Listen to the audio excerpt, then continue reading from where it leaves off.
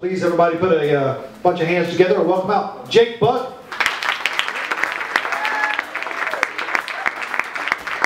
Very cool. Jake, welcome to Nashville, man. This isn't your first time around here in Nashville, though, is it?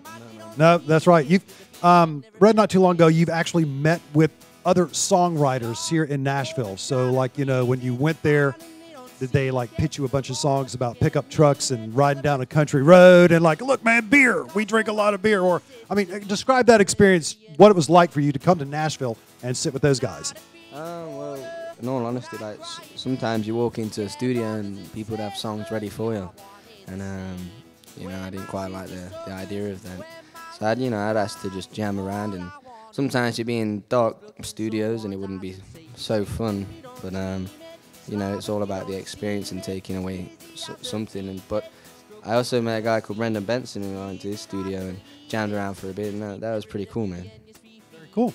Now, you've also made your way around on the late night talk show here in the States, and you've also done the rounds over there, you know, with Jules Holland and Graham Norton show and stuff like that. What do you find is the biggest difference between, say, the late night shows in the UK compared to here? Like, you know, do you get a chance to sit and chat a while with the host in the UK? You know, like you go to Letterman, you play, you're done. You know, that's it. Yeah, well, most shows in the UK you kind of just play when you're done. Except Graham Norton, you go on the settee a few times. And last time I got to sit on a settee with Sylvester Stallone and Robert De Niro, which was that was pretty cool. Yeah. Did you get to get some workout tips from Sly Stallone, maybe? No, he's a big guy now. Yeah, right on, cool. Does anybody here have any questions for Jake? Right offhand. Raise a hand. No? Well, I tell you what, let's go ahead and let you rip into another song, man.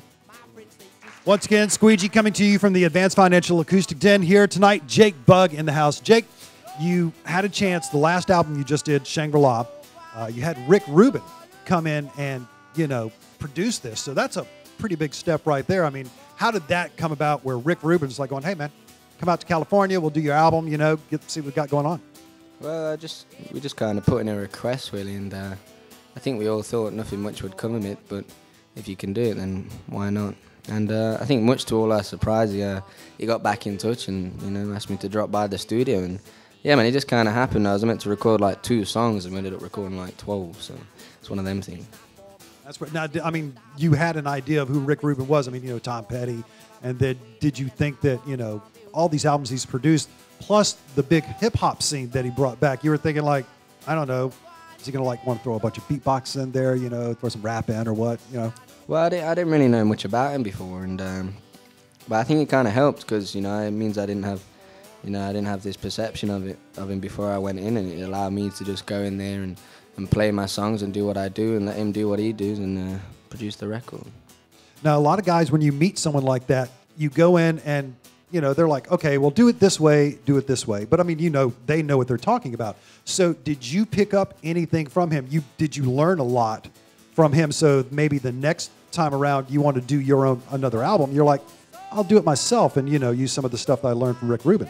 Well, I felt like, you know, just the whole experience, you know, was something to remember. And, you know, just to the musicians he put around me, allowed, you know, I think that I progressed as a musician and, you know, playing with more professionally experienced people. And, you know, and also, like, a lot of the songs were recorded with just ideas I had, and he kind of dragged them out of me and made sure I turned them into songs. So, you know, it made me realize, you know, I needed to do that to create more space for new songs. Right. Now, again, that's another question I had was, like, you know, you have somebody help you co-write sometimes.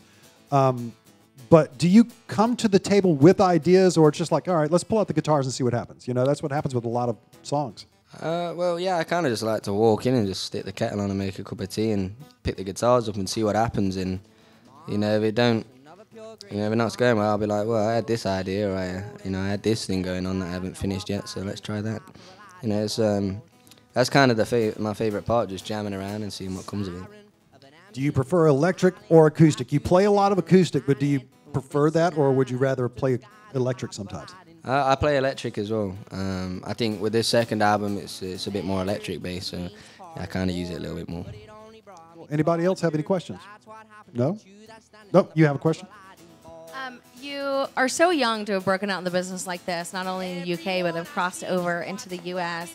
has it brought any challenges in either country, or have people been really accepting because you're so ridiculously talented for your age? Well, it's been quite it can be difficult in this country, certainly.